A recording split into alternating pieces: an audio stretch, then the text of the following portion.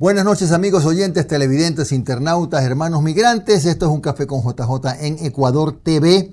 Hoy hemos invitado al doctor José Abel de Fina. Estará con nosotros para analizar la situación de la economía nacional. El doctor José Abel de Fina es analista financiero, PhD en Dirección de Empresas por IS Business School, experto en finanzas, estrategia, emprendimientos y desarrollo y abogado de los tribunales de la República, entre otras cosas. Gracias por estar con nosotros, abogado de Fina, doctor, perdón. Me gustaría comenzar con una visión, digamos, lo general. ¿Cuál es la situación hoy del Ecuador en materia económica? Déficit, deuda, etcétera. Buenas noches, Jimmy. Gracias noches por la invitación y buenas noches a toda tu estimada audiencia. Bueno, la situación del Ecuador, como habíamos esperado y ha continuado incluso después de la consulta, después de las elecciones. El Ecuador ha venido recuperándose de una situación de recesión que tuvo en el año 2024, menos fuerte que lo que tuvimos obviamente que en la pandemia, pero pues hemos tenido en este año 2025 lo que se llama un efecto rebote. Esperábamos para este año, luego de haber decrecido un 2% en el 2024, poder crecer en el 2025 un 4%. Claro, ¿dónde nos deja eso? Pues más o menos en el mismo lugar.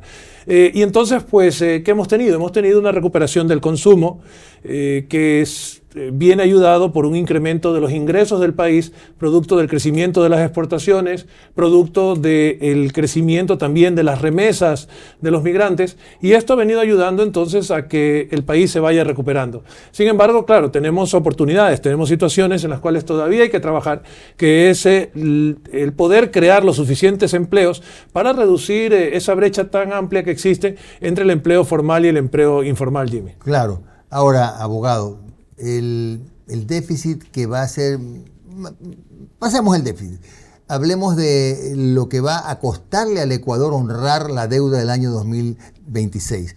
¿Son 6.000, 7.000, 8.000 millones? ¿Cuánta plata se le tiene que pagar? Eso solamente si contamos lo que tiene que ver con deuda interna y lo que tiene que ver con capital. Ya. Pero en total lo que tiene que pagar el Ecuador es en alrededor de 12.800 millones de dólares. Una barbaridad.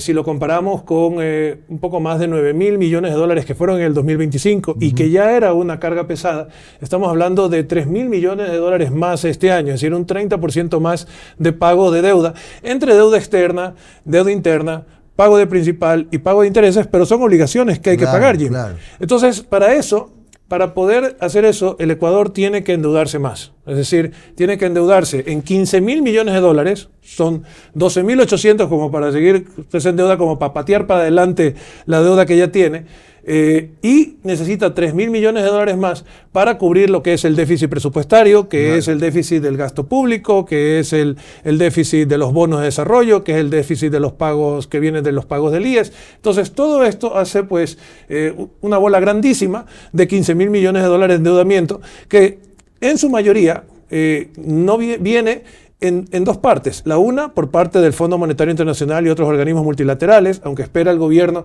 conseguir alrededor de unos 1.500 millones de dólares que vengan de emisión de nuevos bonos, pero hay una parte muy importante que viene de pedirle prestado más dinero al IES, ¿sí? Que es dinero de todos los contribuyentes, es deuda interna que va a adquirir el gobierno. Claro. Bueno, y si es que eso pasa, estamos hablando de que ya la deuda interna más externa estaría arañando los 100.000 millones de dólares, que es una fortuna verdaderamente. Es a lo que vamos. Vamos hacia una deuda externa, entre deuda interna y deuda externa, de alrededor de 100.000 millones de dólares. Ojalá no lleguemos en el 2026, pero eventualmente vamos a llegar y vamos a sobrepasar eso. Entonces la situación, Jimmy, es que para poder nosotros cubrir ese endeudamiento tenemos que hacer dos cosas. La una es renegociar con los acreedores internacionales. Eso, o sea, la renegociación es condición. No se puede pasar por alto la es algo que hay que hacer, pero no basta con que uno vaya, cuando uno va donde el banquero, uno le debe plata al banquero, uno va donde el banquero, consigue que el banquero le refinancie, pero no es suficiente, Jim. ¿Ya? ¿Por qué? Porque uno tiene que tener un plan de salida, uno tiene que tener un plan para tener más ingresos. Y no ese basta plan con de que salida de pronto es algún ajuste. Y el plan de salida, a ver, pues que si hablamos del Estado, el plan de salida del Estado ecuatoriano es con ajustes. Ajá. Pero eso es como sacarse dinero de un bolsillo y ponerlo en otro, es decir, sacar el dinero de los consumidores, de los ciudadanos, y ponerlo en el bolsillo del Estado. Pero la idea, ¿cuál es la idea? Que la casa crezca. Claro. Es decir, como decía un secretario del Tesoro de Estados Unidos, Jimmy, la idea es que crezcamos por encima de lo que crece la deuda. Si nosotros crecemos como país por encima de lo que crece la deuda, ahogamos la deuda en crecimiento, ¿verdad? Cuando uno consigue un nuevo negocio o un nuevo ingreso, lo que logra es precisamente que la deuda, comparado con lo que uno tiene, se vuelva más pequeña. Y ese sentido común es el que tenemos que aplicar aquí en el Ecuador. Tenemos que lograr tener ese crecimiento mucho más de ese 4% de rebote que tenemos este año, mucho más que el 1.7% que venimos creciendo los últimos 8 años. Tenemos que tener un crecimiento de, ¿sabe cómo? Como cuando recién fue la dolarización, en el periodo 2001-2006, antes del gobierno de Rafael Correa, ahí el país crecía a tasas promedios del 5%. Ese es el tipo de crecimiento que permitió que gran cantidad de ecuatorianos, porque se piensa que el bienestar de los ecuatorianos y la formación de la clase media viene con el presidente Correa. No es cierto. La formación de esa clase media se gestó con la dolarización en el periodo 2001-2007. Claro, Entonces tenemos que volver a tasas del 5-6% anual, porque ahora vemos, ¿no? Y le escuchaba el otro día, que bien decía, oye, pero si yo veo que la gente sale a los moles, los conciertos revientan, y los conciertos revientan, los edificios en construcción todos los días, todo vendido, uno dice, ¿cómo estamos en crisis? Y eso es el capital acumulado, la economía acumulada en el periodo 2001-2007, en el cual se formó esa clase media en el Ecuador a raíz de la dolarización. Entonces lo que estamos viviendo es un continuar de eso, ¿verdad? Claro, hemos caído con la pandemia, tuvimos todo el periodo del correísmo, tuvimos esta caída en el año 2024, pero lo que tenemos es el estilo de vida y el nivel de vida que nos ganamos en el periodo 2001-2006. Claro, ahora, ¿cómo hacemos para crecer de modo que vayamos por lo menos a la par con el crecimiento de la deuda? Para nosotros crecer tenemos que duplicar nuestras exportaciones, y para nosotros duplicar las exportaciones tenemos que hacer un esfuerzo de inversión de alrededor de 4.000, 5.000 millones de dólares al año para poder invertir en aquello que exportamos mejor, que son los productos del campo. Duplicar las exportaciones. Ese tiene que ser el desafío, digamos. Ese es el desafío, claro. Es que si no nos planteamos desafíos y nos planteamos solamente ir creciendo como vamos, con lo que hay, entonces realmente no vamos a lograr ese crecimiento del 5. Uno tiene que apuntarle siempre más arriba para quedar un poquito más abajo, ¿verdad? Claro. Entonces espero que con ese crecimiento que realmente se logra, podamos crecer. Eso es lo que ha logrado países como Perú, ha logrado países como Colombia. Perú se convirtió en una potencia exportadora de uva cuando no era nada hace 15 años. Claro. Y hoy por hoy sobrepasa a Chile en las exportaciones de uva. Existen muchos empresarios ecuatorianos que le están apostando, por ejemplo, a la producción de arándanos, que le están apostando a la producción de una serie de productos que han crecido este año en exportaciones un 40%.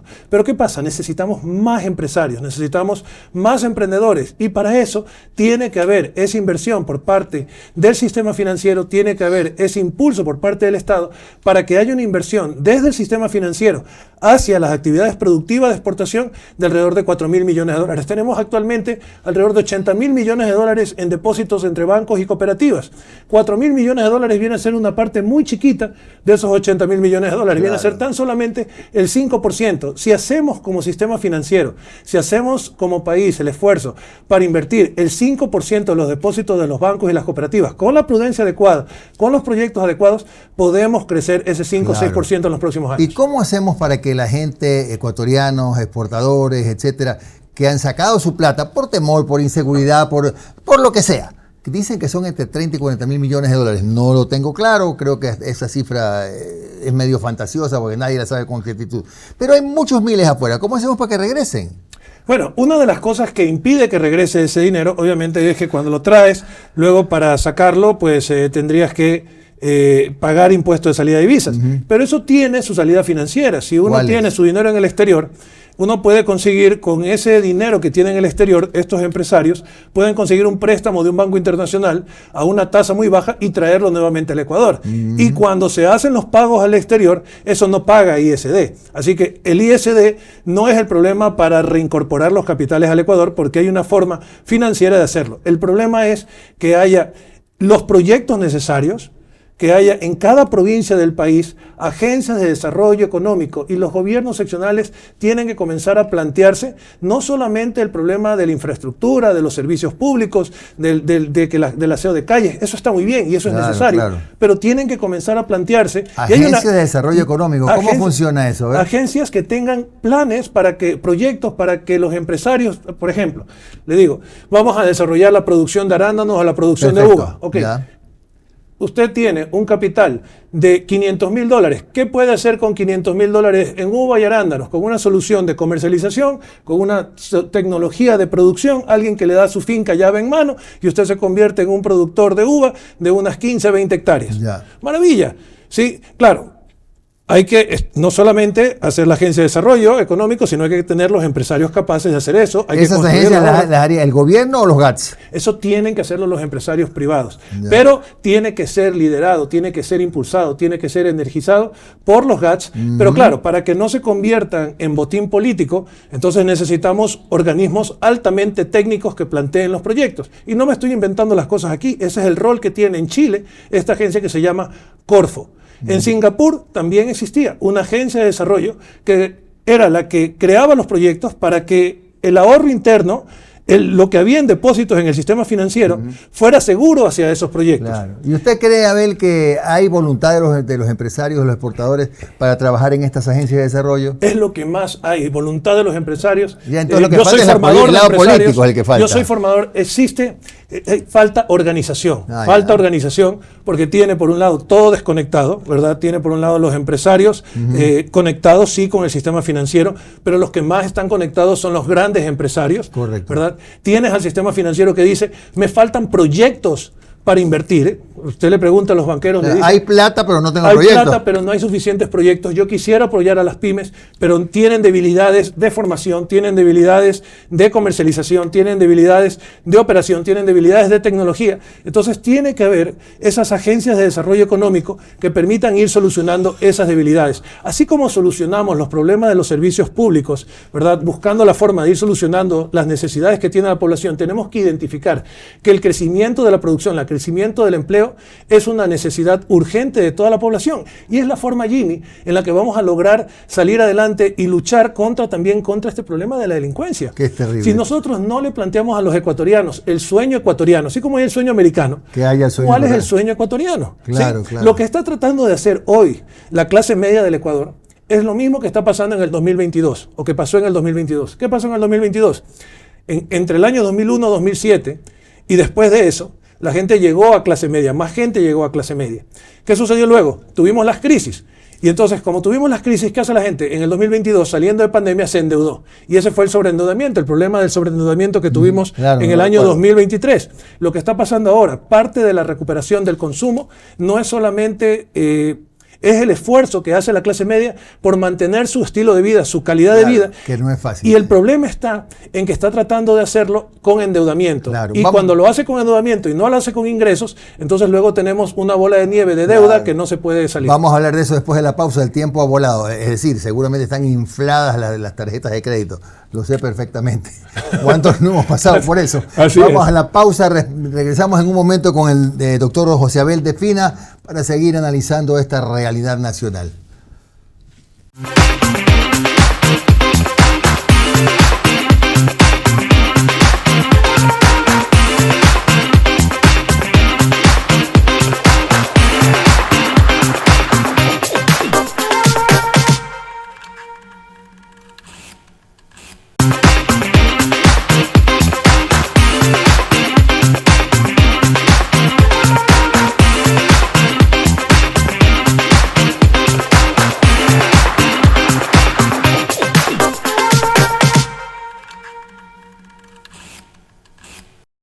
Estamos de regreso con el doctor José Abel de Fina, a quien le pedimos que nos redondee este tema que es interesante también, de qué es que está pasando con esa clase media que en su momento tuvo un estilo de vida X y hoy quiere mantenerlo, pero a costa de deudas. Así es, Jimmy, y ese es un esfuerzo legítimo, el tratar de mantenerlo, y obviamente que quienes se endeudan no lo hacen porque quieren endeudarse y piensan no pagar en las tarjetas, pero sí es cierto que están esperando que exista, que esa recuperación, y son conscientes de la recuperación, fíjese, los ecuatorianos cada vez somos más conscientes de nuestra realidad económica, y no solamente de la realidad económica de nuestra familia, sino de la realidad económica del país.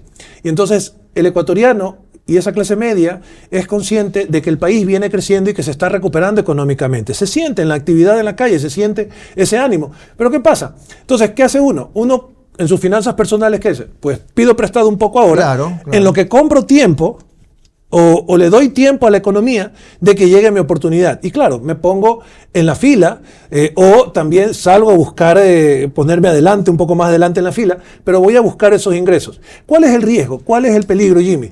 El peligro es que uno se endeude, se ponga en la fila a que le llegue su momento de que el crecimiento del país se traduzca en un empleo propio para uno y no llegue esa situación.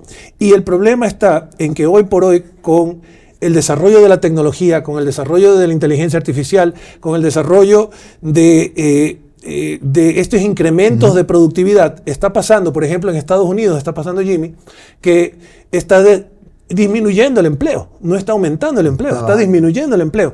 ¿Qué significa eso? Que cada vez con este progreso tecnológico hay menos oportunidades de empleo.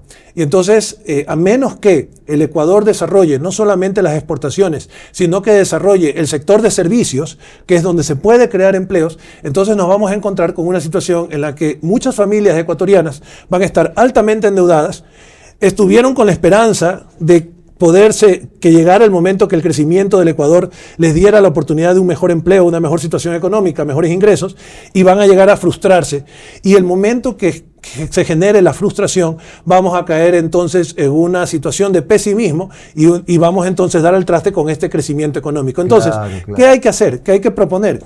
Hay que proponer entonces que se movilice. ¿Dónde hay capital? El Estado no tiene capital, pero el Estado tiene poder. Entonces, hay que promover que se movilice o que se pueda movilizar esos depósitos, ese capital que está en la banca, hacia proyectos productivos que generen empleo.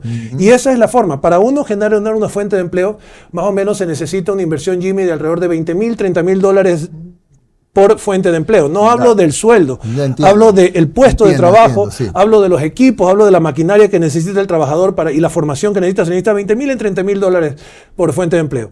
Estamos hablando que si queremos crear 1 millón de empleos, entonces necesitamos $30,000 millones. No lo vamos a lograr de la noche a la mañana. Pero si lo vamos haciendo de 4,000 millones en 4,000 millones todos los años, vamos a llegar a la creación de ese millón de empleos y a plantear entonces el nuevo sueño ecuatoriano, con ecuatorianos que no solamente cuando uno dice exportación, entonces dice, pues entonces me toca ir al campo y yo convertirme en agricultor, y yo no soy agricultor, yo soy abogado, soy doctor, quiero que mis hijos sean profesionales. Bueno, es que vía ese crecimiento de las exportaciones va amarrado una serie de servicios y viene amarrado entonces la creación de esos empleos en servicios para los médicos, para las médicas, para los enfermeros, para las enfermeras, para los educadores, para los profesionales en general. Entonces, ese es el crecimiento que necesitamos crear. Claro, claro. Sí, bueno, sí, porque de lo contrario tendremos esa misma clase media tratando de mantener su nivel de vida, esperando la oportunidad, y como no llega, a lo mejor tiene que vender activos, que esto es otra cosa que está pasando. Es correcto, Jimmy. Claro, entonces, ¿qué pasa? Tiene que comenzar a deshacerse de su patrimonio. Exactamente. O tiene que empezar a comerse su patrimonio. Eso. Entonces, y quienes no tienen patrimonio tienen que hipotecar su patrimonio futuro vía el endeudamiento de las tarjetas. Jimmy. Exacto, muy interesante el tema. Ahora, pasando al área de los sectores estratégicos, petróleo puntualmente, minería, etcétera. Hay 99 derechos en la Constitución que decíamos en el corte que parece que equivalen a inmovilismo. ¿Verdaderamente sí ese es un problema? La aplicación de los derechos termina siendo un obstáculo para la inversión, por ejemplo, en petróleo y en minería. Jimmy, usted lo ha llamado correctamente. Ese es un inmovilismo, porque los derechos no están mal, tener derechos no está mal. El problema es cuando uno apela a un derecho para inmovilizar las cosas, y por eso le llamaba bien inmovilismo. ¿Por qué? Porque cuando se quiere adjudicar un campo petrolero para poder crecer la producción de petróleo del país, poder crecer las exportaciones de petróleo del país, ¿Qué sucede? Entonces hay una serie de derechos que aquel que no quiere que ese campo se adjudique, porque quizás lo quiere para él, entonces apela a esa serie de derechos para bloquearlo. Y entonces nos encontramos con una serie de iniciativas de crecimiento económico que se ven bloqueadas no porque van en contra en sí del derecho, sino porque hay el interés de alguien que apela a ese derecho para no permitir que haya. El gobierno tiene planteado un crecimiento de las exportaciones petroleras. En su presupuesto tiene recibir un anticipo de alrededor de 4.500 millones de dólares para adjudicar los campos petroleros, para que esos campos petroleros, independientemente de que cambie o no cambie la constitución, como hablábamos también en el corte, eso se puede adjudicar y se puede hacer, y entonces podemos crecer la producción de petróleo, y es parte del proyecto que tiene el gobierno. Hay que tener cuidado que la burocracia, que los intereses creados no frenen esas iniciativas. Y la otra cosa, Jimmy, es importantísimo que estas cosas, como estamos retomando el rumbo de crecimiento del país, todas estas iniciativas de inversión estén en lo que como yo le llamo en vitrina. ¿Qué significa que esté en vitrina? Que esas cosas, otras cosas quizás puedan meterse la corrupción, pero en eso no puede estar la mano de la corrupción. ¿Por qué? Porque está ahí en juego no solamente los intereses económicos del país, sino la fe de los ecuatorianos en esa oportunidad de crecimiento que tiene y ese potencial de crecimiento que tenemos con el país. Entonces necesitamos recuperar no solamente el crecimiento económico, sino también la fe de los ecuatorianos en el Ecuador y de los empresarios ecuatorianos también en ese crecimiento del Ecuador. Es que si no hacemos algo, por ejemplo, para explorar, para abrir oportunidades de exploración y explotación, resulta que después hay reservas de petróleo, creo, para 2 o 3 años nada más. O sea, no es que no hay petróleo, es que está debajo de la tierra. Claro, pero hay que hacer las inversiones. Claro, la exploración para poder explotar y poder aumentar las reservas. De lo contrario, pasamos a ser un país lleno del tercero, del cuarto mundo. Así es. Y la oportunidad en minería es tal cual también. Fíjate, Ghana, con esta subida del precio del oro, en un país en África, Ghana ha incrementado, ha duplicado su producción de oro en este año 2025. Ha pasado de 40.000 kilos de oro a 83.000 kilos de oro. ¿Qué significa 83.000 kilos de oro? Significa 8.000 millones de dólares, Jimmy. ¿Sí? ¿Qué ha pasado con la producción de oro del Ecuador? Ha bajado. Es decir, sube el precio, la producción de otros países sube y la producción del Ecuador, en lugar de aprovechar la subida del precio del oro, pero baja. no puede ser por la minería ilegal que está desangrando a la minería legal. Fantástico. Y llevándose el oro a otra parte. Fantástico. ¿Cómo crece Ghana su producción de oro? Con minería legal, pero artesanal. O sea, legalizó qué interesante. Se trata aquí con tecnología, de verdad, con promoción, con control también. Se trata de transformar la minería ilegal en minería legal. Esta situación de las minas de Buenos Aires en Imbabura es una extraordinaria oportunidad para demostrar ese modelo, convertir esa minería artesanal en una minería artesanal ilegal que daña el medio ambiente, que daña al Estado, que daña al país, que es presa de la delincuencia, en una minería legal artesanal. Es como lo ha hecho este país de África que le comento, Ghana. Y ha duplicado a base de minería artesanal legal su producción de oro. ¿Y cómo sabemos y cómo podemos diferenciar el honesto minero artesanal del otro que la usa para transacciones no tan santas? Bueno, claro, allí obviamente necesitamos que haya entonces pues también grandes consecuencias para que haya minería ilegal, pero no podemos nosotros solamente plantear la sanción, la consecuencia y no dar una vía de solución al tema. Entonces, si uno quiere, ¿por qué? Porque cuando esto es como el agua, ¿no? La búsqueda del interés o del vivir mejor para los seres humanos es como el agua. Si uno le tapa la minería ilegal, ¿verdad? Y con policía, con ejército, y no le da una vía de legalización, una vía de modernización, una vía de reincorporarse al buen hacer de las cosas, entonces lo que vamos a tener entonces es que finalmente se va a seguir dando esta minería. No lo vamos a solucionar solamente a punta de palo. Por lo tanto, es necesario dar palo, pero es necesario también que haya una vía de solución que nos permita entonces convertir esa minería artesanal ilegal en una minería artesanal legal que nos sirva a todos los ecuatorianos. O sea, hablando criollamente, da palo, pero ponle linimento también. Correcto, claro. Es lo que uno hace, es de sentido común. Uno da palo, pero también tiene que ayudar a que el otro se ponga bien. Ahora, ¿qué oportunidades nos da a nosotros como país el acuerdo con Estados Unidos? Bueno, el acuerdo con Estados Unidos nos plantea desafíos. Obtuvimos el 14 de noviembre, porque el 13 de noviembre fue el acuerdo con Estados Unidos por parte del Ecuador, en el cual el Ecuador se obligó a muchísimas cosas con Estados Unidos, lo cual es bueno porque pues, permite una mayor liberación en cuanto a la importación de tecnología, de equipos. También es bueno porque nos pone en orden en cuanto al manejo de propiedad intelectual. Pero en realidad, el beneficio que obtuvo el Ecuador en cuanto a la liberación de aranceles se dio el 14 de noviembre, no como parte del acuerdo, sino como una liberación que hizo Estados Unidos para todos los países, le liberó a todos los países. ¿Por qué? Porque tienen un problema gordo de inflación, y como tienen un problema gordo de inflación en el tema de alimentos, necesitan permitir las importaciones. Claro, ¿quiénes se quedaron fuera? Se quedaron fuera productos alimenticios o productos agrícolas un poco más suntuarios. El camarón se quedó afuera, se quedaron afuera las flores, ¿verdad? Pero entraron el banano, el cacao y otros productos agrícolas ecuatorianos. Entonces, eso es bueno para el Ecuador. No es todavía el resultado del acuerdo, porque todavía está por verse cuál es el detalle de ese acuerdo con los Estados Unidos, pero sí vemos que hay un progreso de Estados Unidos hacia facilitar la importación de materias primas, y eso es bueno para el país porque nos permite tener la oportunidad de lograr ese objetivo que tenemos que ponernos, de duplicar las exportaciones del Ecuador en los próximos 5 años. O sea que tentativamente a mediados del próximo año, más o menos, ya vamos a poder ver seguramente algunas cifras más positivas, ojalá. En cuanto a exportaciones, sí, porque además es muy cierto, es muy importante lo que dice Jimmy. ¿Por qué? Porque las exportaciones ecuatorianas han crecido, pero ya comienza a verse una ralentización de esas exportaciones. ¿Por qué? Porque claro, para poder seguir creciendo necesitamos invertir más. Y volvemos otra vez al tema de que tenemos entonces que aprovechar la oportunidad que existe de la gran demanda de alimentos, de la gran demanda de materias primas que existe en el mundo, pero nosotros tenemos que ponerle esa inversión, ese hacer empresa, y no tenemos todavía los suficientes empresarios. Claro. Cuando usted crece muy rápido como empresario, Jimmy, hay una situación. Ayer hablaba con un empresario que dice, me salí del negocio porque ya sentí que ya no me alcanzaba yo a hacer el negocio.